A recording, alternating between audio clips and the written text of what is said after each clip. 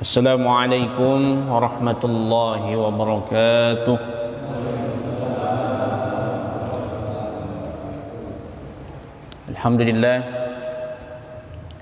Alhamdulillahilladzi an'amana bi ni'matil imani wal islam. Wassalatu wassalamu ala asyrafil anam sayyidina wa habibina wa syafi'ina wa maulana Muhammadin sallallahu alaihi wasallam wa ala alihi wa sahbihi wa ahli baitihi ulil kiram. Subhanaka la ilma lana illa ma 'allamtana innaka antal alimul hakim. Rabbi shrah li sadri wa yassir li amri wahlul 'uqdatam min lisani yafqahu qawli. Allahumma rzuqna ilman nafi'a warzuqna fahman thayyiba. Amma ba'd. Jamaah subuh yang dirahmati oleh Allah Subhanahu wa taala, alhamdulillah, puji syukur kita panjatkan kehadiran Allah Subhanahu wa taala.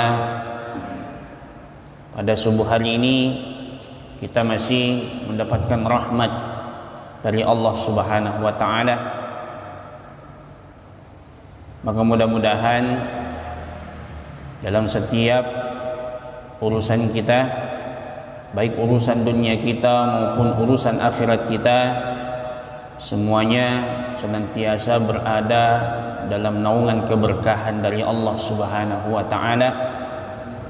Dan mudah-mudahan segala apa yang kita kerjakan pada hari ini semuanya dihitung oleh Allah Subhanahu wa taala sebagai amal ibadah di sisinya, dengan syarat kita mulai dengan nama Allah, membaca bismillah, kemudian kita niatkan untuk beribadah, mendekatkan diri kepada Allah Subhanahu wa taala. Salawat dan salam semoga senantiasa tercurahkan kepada baginda Nabi Muhammad sallallahu alaihi wasallam, Nabi yang syafaatnya sangat kita banggakan. Dan mudah-mudahan di yaumil mahsyar nanti kita termasuk golongan orang yang mendapatkan naungan dari Allah Subhanahu wa taala, yang mana pada saat itu tidak ada lagi naungan kecuali naungan dari Allah Subhanahu wa taala. Dan salah satu di antara golongan orang yang mendapatkan naungan dari Allah di yaumil mahsyar nanti, yang mana tidak ada naungan selain naungan dari Allah Subhanahu wa taala, adalah asyab alladzi nasha'a fi ibadatillah, orang yang senantiasa beribadah kepada Allah Subhanahu wa taala, termasuk juga rajulun qalbuhu mu'allaqatun bil masajid, orang yang hatinya terpaut dengan masjid. Maka mudah-mudahan dengan rutin berjamaah di masjid, di akhirat nanti kita pun mendapatkan naungan dari Allah Subhanahu wa taala. Insyaallah pada subuh hari ini pembahasan kita berkenaan masih kitab yang sama, Nasaihul Ibad, karangan Syekh Muhammad Nawawi bin Umar Al-Bantani Al-Jawi. Pada subuh hari ini kita akan membahas sebuah hadis dari Rasulullah sallallahu alaihi wasallam. Ini ada sebuah riwayat yang diungkapkan oleh baginda Nabi tentang kisah umat terdahulu di kalangan Bani Israel. Jadi kadang-kala baginda Nabi sallallahu alaihi wasallam itu menceritakan kepada sahabatnya, kepada umatnya, kisah umat-umat terdahulu termasuk juga kisah daripada Bani Israel. Kenapa? Sebab di kalangan Bani Israel kita ketahui bersama bahwasanya Bani Israel ini adalah golongan atau umat yang paling banyak Rasul diutus kepada mereka. Jadi Bani Israel ini paling banyak Rasul, Nabi yang diutus kepada mereka. Mulai sejak Nabi Ibrahim alaihissalam, keturunannya itu rata-rata itu diutus untuk kalangan Bani Israel. Ya. Sementara untuk bangsa Arab hanya satu nabi yang diutus, dan itu pun nabi terakhir, yaitu Nabi Muhammad sallallahu alaihi wasallam. Ya.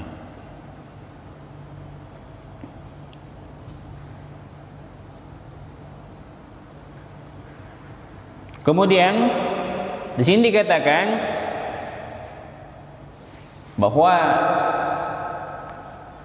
suatu ketika ada seorang laki-laki atau pemuda yang ingin keluar dari kampung halamannya, merantau, tujuannya untuk ditalabil ilm, mencari ilmu. Jadi tujuannya untuk mencari ilmu, menuntut ilmu. Kalau taruhlah istilah kita sekarang mondok, ya. Atau sekolah di luar. Maka Nabi di golongan mereka pada saat itu, ya. Jadi seorang Nabi dari golongan mereka. Jadi kalau Nabi itu biasanya diutus untuk kaumnya, ya. Makanya tidak semua Nabi itu diutus menggunakan bahasa Arab. Jadi jangan kita pahami bahwa semua Nabi itu berbahasa Arab. Nabi itu diutus bilisani qaumi, sesuai dengan lisan bahasa kaumnya masing-masing. Ya. Kalau misalnya andai kata misalnya ditarakan ada Nabi yang diutus, pasti nabinya tidak bahasa Arab, pasti bahasa Tidung dia. Ya. Jadi sesuai dengan lisan kaumnya. Karena Nabi itu pembawa berita. Ya, jadi Nabi itu dalam bahasa Arab artinya pembawa berita. Bagaimana mungkin berita ini bisa sampai nyambung kepada orang lain kalau tidak menggunakan bahasa yang bisa dipahami? Ya. Maka prinsip dasar dalam mengajak manusia ke jalan Allah Subhanahu wa taala adalah menggunakan pendekatan bahasa yang mudah dipahami oleh orang lain. Maka Nabi mengajarkan kepada kita, khatibun nasa biqadri uqulihim. Berbicaralah kamu kepada manusia, ajak mereka ke jalan Allah Subhanahu wa taala biqadri uqulihim, sesuai dengan kadar uqulihim, pemahaman mereka. Artinya kadar akal pemahaman mereka ini seperti apa, otomatis kita gunakan bahasa yang sesuai dengan pemahaman mereka supaya mudah untuk dipahami dan diamalkan. Misalnya kita mengajak petambak misalnya. Jadi kalau misalnya petambak yang kita ajak, maka otomatis pendekatannya bahasanya bahasa-bahasa petambak. Kalau yang kita ajak misalnya orang yang golongan intelektual, maka pakai bahasa yang baku, bahasa yang lebih mudah dipahami oleh mereka. Kalau masyarakat awam yang kita ajak, tidak boleh kita menggunakan bahasa-bahasa yang sulit. Ya. asimilasi. Nggak tahu orang asimilasi itu apa. Jangankan itu, istilah social distancing saja masyarakat sekarang itu masih bingung apa itu social distancing, ya.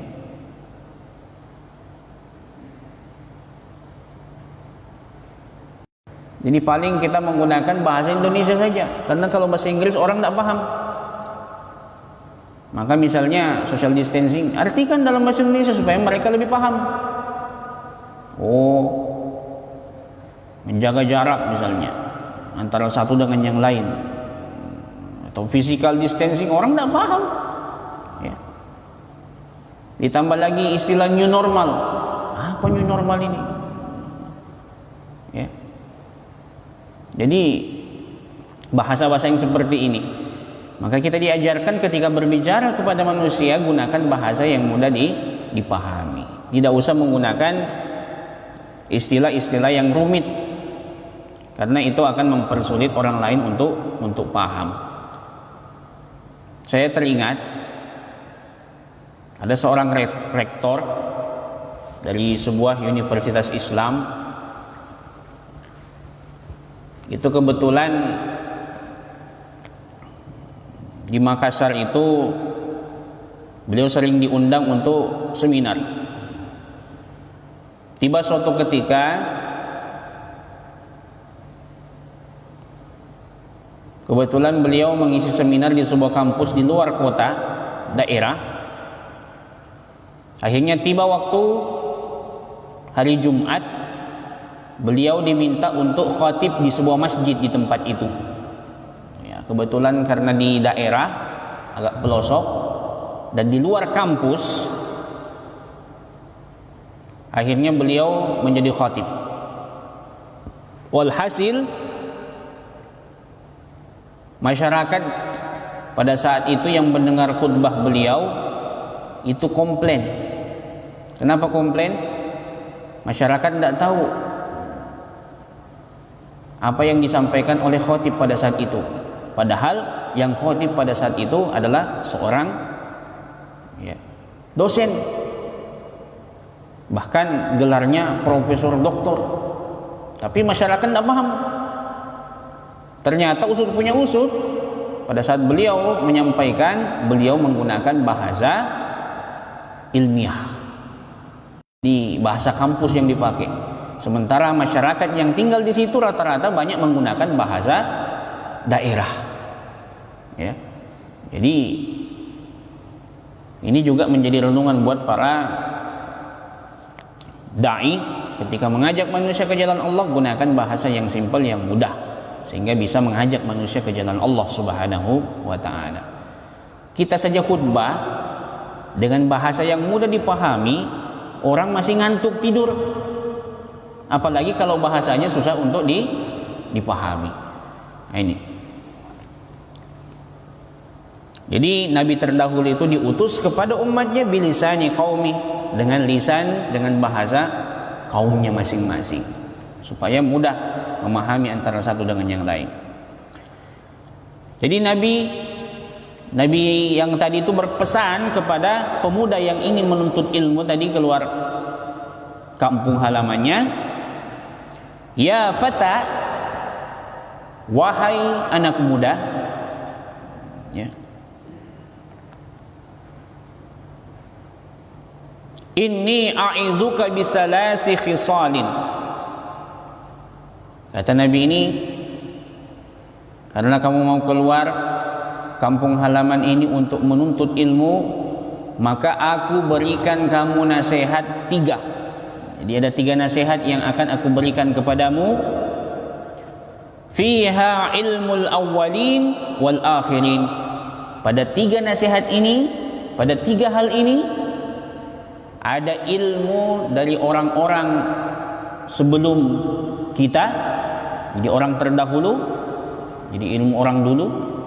Wa ilmul akhirin, dan ilmu orang yang akan datang.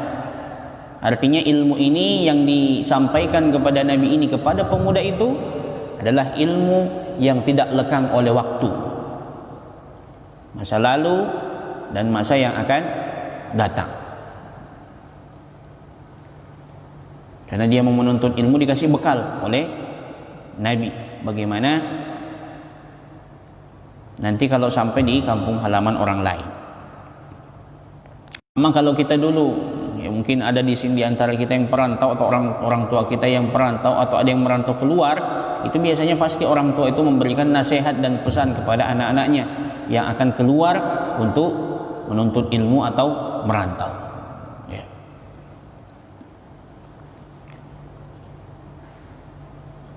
Apa 3 hal yang merupakan nasihat kepada pemuda ini?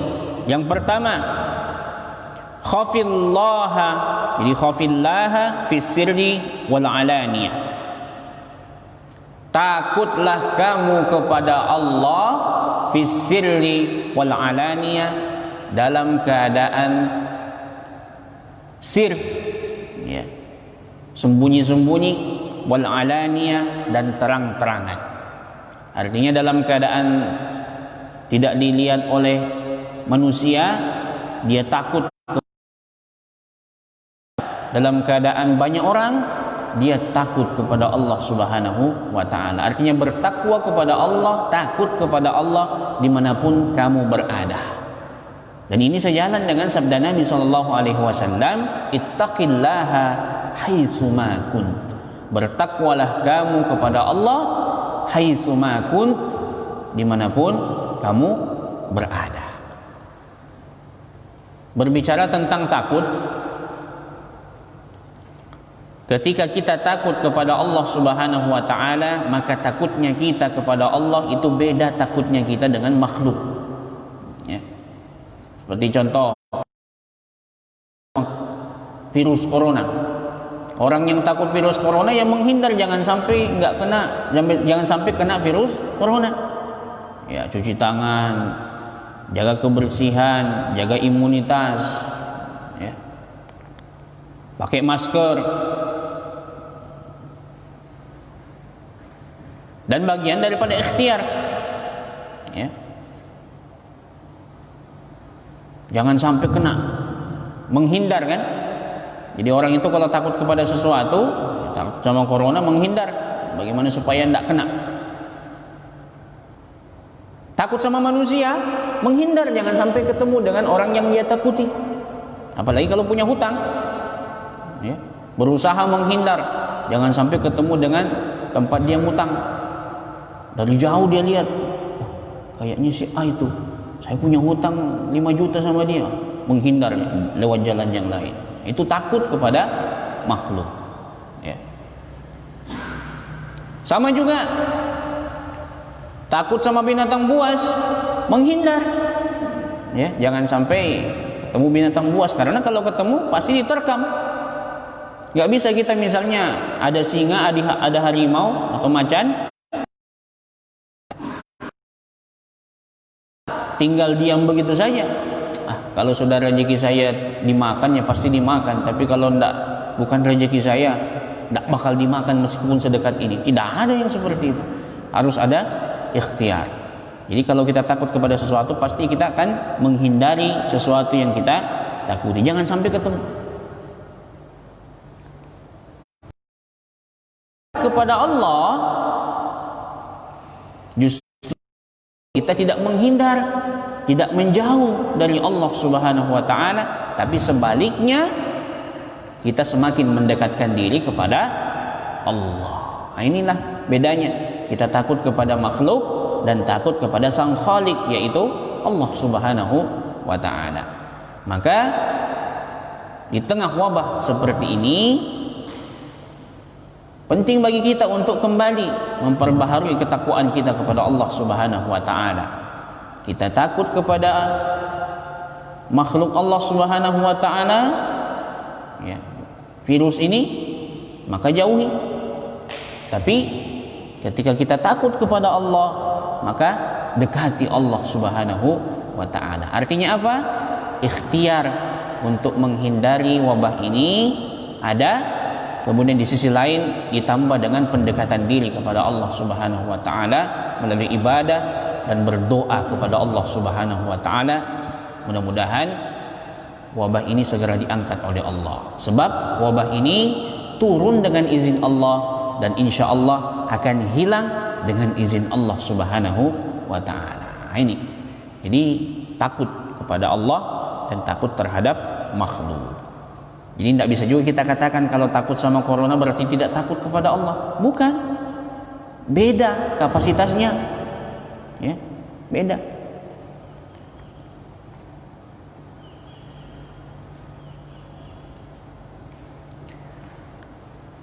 Jadi takutlah kepada Allah dalam keadaan apapun, dalam keadaan tersembunyi maupun terang-terang. Yang pertama. Yang kedua, wa amsik lisanaka 'anil khalqi.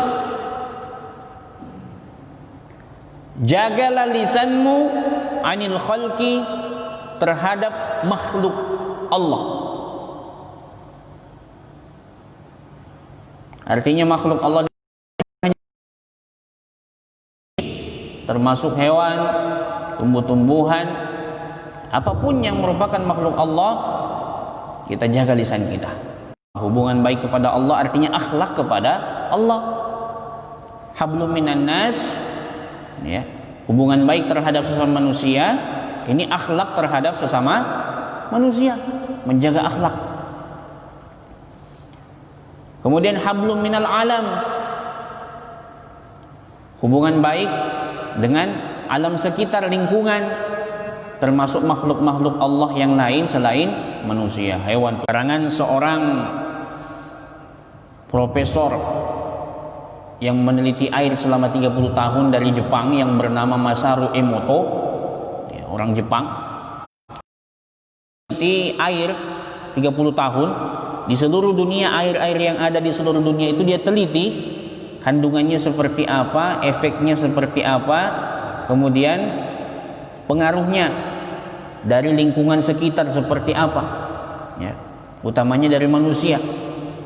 Ternyata air itu memberikan dampak positif ketika dia dipuji, ya. Jadi air itu kalau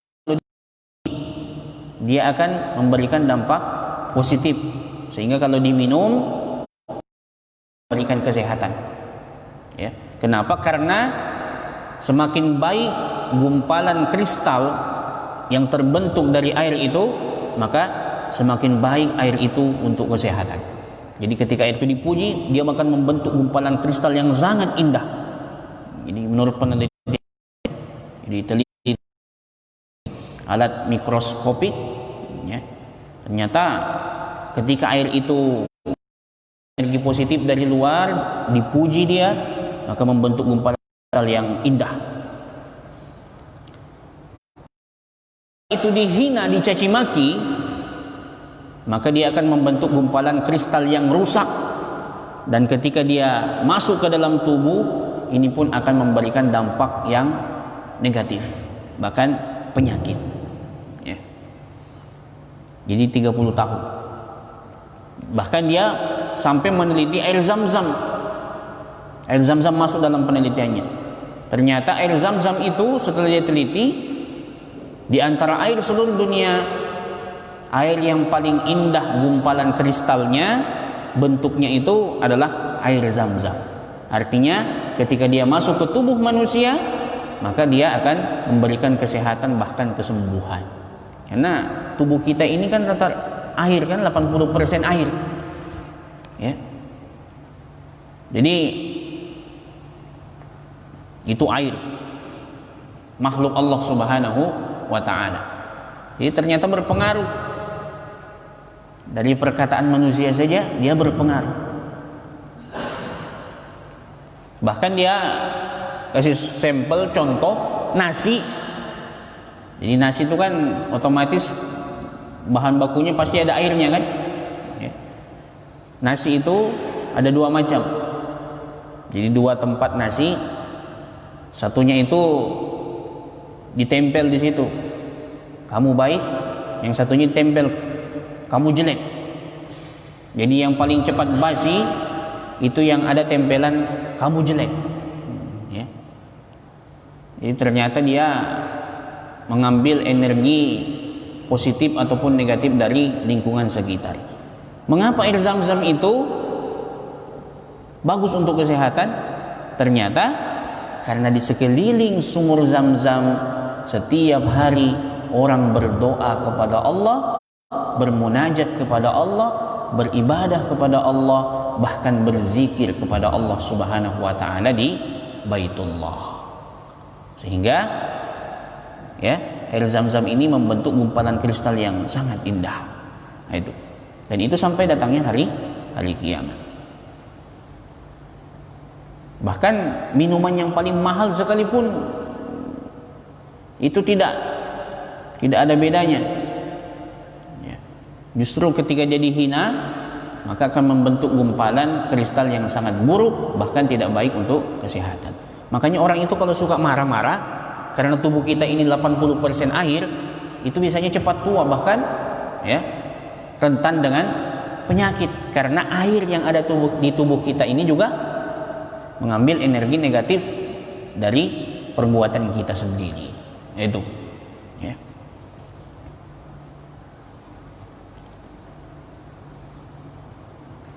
Jadi jaga lisan kita terhadap sesama makhluk Allah Subhanahu wa taala. Wala tazkuruhum illa bi khair, dan janganlah kamu menceritakan sesuatu kepada mereka, termasuk kepada manusia, illa bi khair, kecuali yang baik-baik saja. Ya.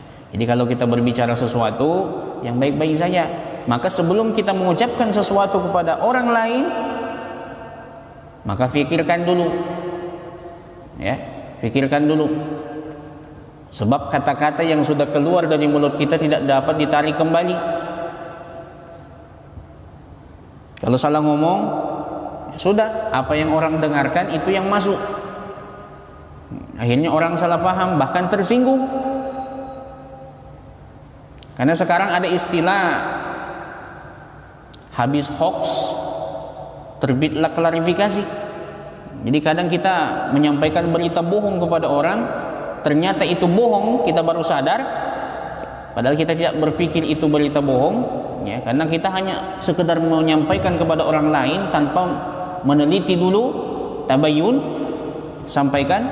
Akhirnya karena sudah terlanjur beredar, terpaksa diklarifikasi. Ya. Makanya penting bagi kita untuk saring, kemudian baru kalau misalnya tidak ada masalah dengan berita itu, barulah kita sharing. Jadi saring dulu baru sharing. Jangan di-sharing dulu baru disaring, akhirnya dihapus atau misalnya diklarifikasi. Karena tidak semua orang zaman sekarang mau menerima klarifikasi. Ya.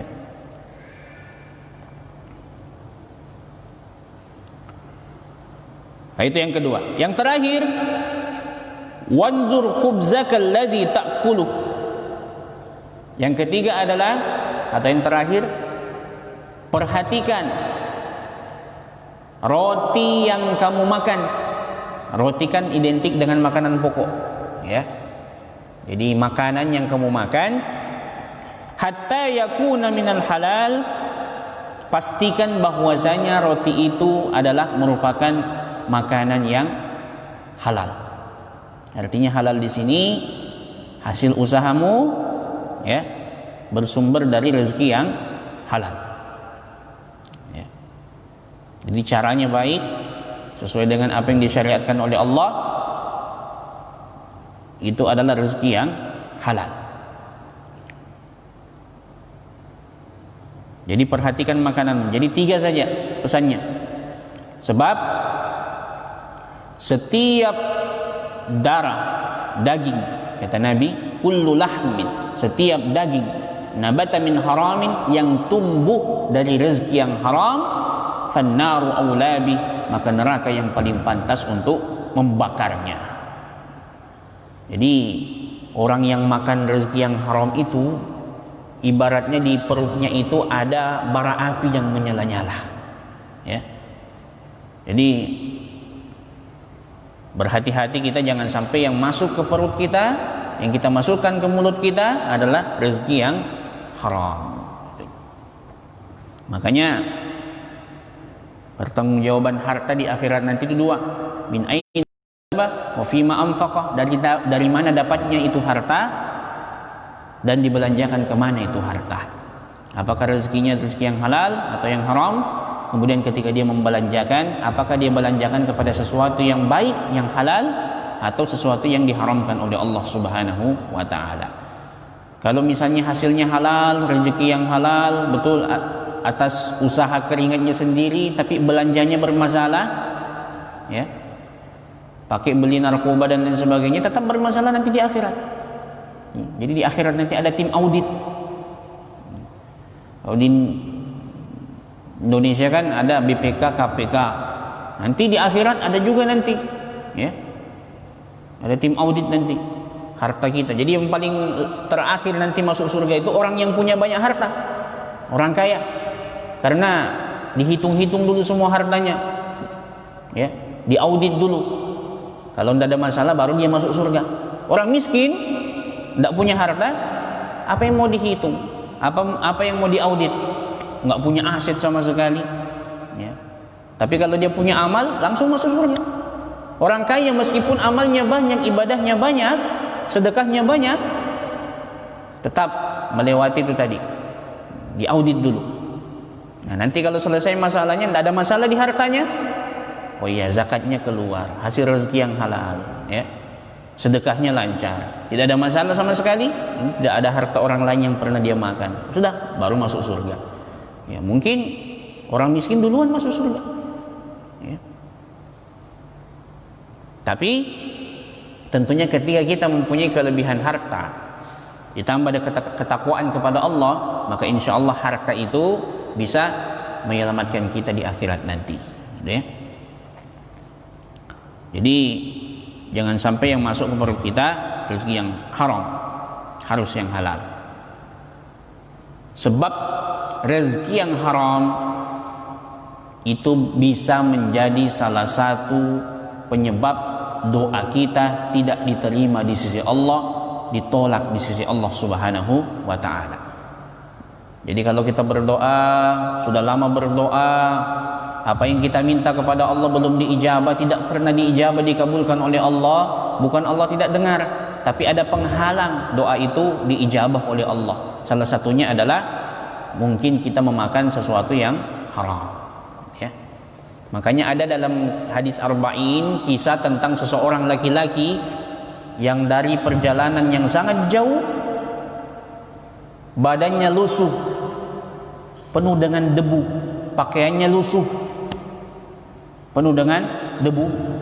Yamurru yadaihi ilas sama, dia angkat tangannya ke langit berdoa kepada Allah.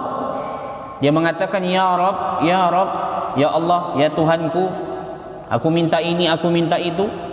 Ternyata apa yang terjadi? Apa yang ia makan adalah rezeki yang haram, ya, wa akluhu haram, makanannya haram. Apa yang ia wa malbasuhu haram, pakaian yang ia pakai pun dari rezeki yang haram. Guziya bil haram, dia diliputi dengan sesuatu yang haram, semua yang ada pada dirinya adalah sesuatu yang haram. Kata Nabi, fa anna yustajabu lah, bagaimana mungkin Allah mengabulkan doa orang ini? Jadi salah satu penyebab doa tertolak adalah kita memakan rezeki yang haram. Lalu apa respon pemuda yang mendengarkan nasihat daripada nabinya ini tadi, yang 3 nasihat tadi? Famtana al-fata anil khuruji ila baladin akhar li talabil ilm. Maka pemuda tadi yang mau keluar dari kampung halamannya untuk menuntut ilmu, enggak jadi berangkat. Ya, enggak jadi berangkat. Kenapa enggak jadi berangkat untuk menuntut ilmu? 3 pesan dari nabinya ini adalah sudah cukup baginya sebagai ilmu dunia dan akhirat, ya, ilmu sepanjang hayat. Saya tidak butuh ilmu yang lain lagi, 3 ini sudah cukup ini, ya. Jadi takwa kepada Allah, takut kepada Allah, kemudian menjaga lisan, yang ketiga adalah menjaga jangan sampai memakan sesuatu yang haram. Nah, ini kalau kita amalkan dalam kehidupan kita, insya Allah kehidupan kita akan senantiasa berada dalam keberkahan. Mudah-mudahan hikmah daripada hadis ini dapat memotivasi kita untuk senantiasa beribadah kepada Allah dengan baik, menjaga sesuatu yang diharamkan oleh Allah jangan sampai kita lakukan, dan mudah-mudahan kita bisa istiqamah dalam melakukan ketaatan kepada Allah Subhanahu wa taala sampai akhir hayat kita. Kita tutup dengan berdoa kepada Allah Subhanahu wa taala. Mudah-mudahan Allah panjangkan umur kita, Allah lapangkan rezeki kita, Allah mudahkan segala urusan kita, Allah angkat penyakit yang ada pada hati kita, dan wabah ini mudah-mudahan segera diangkat oleh Allah Subhanahu wa taala dengan izinnya. Ala hadhihi niyyah wa kulli niyatin salihah wa ila hadratin nabiyil mustafa Rasulillah sallallahu alaihi wasallam. Al-Fatihah. A'udzu billahi minasyaitonir rajim. Bismillahirrahmanirrahim. Alhamdulillahirabbil alamin. Arrahmanir rahim. Maliki yaumiddin. Iyyaka na'budu wa iyyaka siratal mustaqim. Siratal ladzina an'amta 'alaihim ghairil maghdubi 'alaihim waladdallin. Amin. Bismillahirrahmanirrahim. Alhamdulillahirabbil alamin. Wa sallallahu ala sayyidina Muhammad wa ala alihi wa sahbihi ajma'in. Allahumma rzuqna fahman nabiyyin wa hifdzal mursalin wa syir'ata ilhamil malaikatil muqarrabin. Allahumma rabbana zalamna anfusana wa illam taghfir lana wa tarhamna lanakunanna minal khasirin. Allahumma dafa' 'anna wa 'an jami'il muslimin al-bala wal waba waz zina waz zalazil wal mihan wa su'al fitan ما ظهر منها وما بطن عن بلدنا هذا إندونيسيا خاصة ولسائر بلدان المسلمين عامة إنك على كل شيء قدير. اللهم لك الحمد وإليك المشتكى وأنت المستعان ولا حول ولا قوة إلا بالله العلي العظيم. بسم الله الذي لا يضر مع اسمه شيء في الأرض ولا وهو كلمات الله التامات من شر ما خلق. اللهم ربنا آتنا في الدنيا حسنة في الآخرة حسنة وقنا عذاب النار. وصلى الله على سيدنا محمد وعلى آله وصحبه وبارك وسلم. دعواهم فيها سبحانك اللهم تحية فيها سلام وآخر دعواهم أن الحمد لله رب العالمين. Kita baca doa penutup kafaratul majlis. Subhanakallahumma rabbana wa bihamdika nashhadu an la ilaha illa ant nastaghfiruka wa natubu ilaik. Allahul muwaffiq ila aqwamit thariq. Assalamualaikum warahmatullahi wabarakatuh.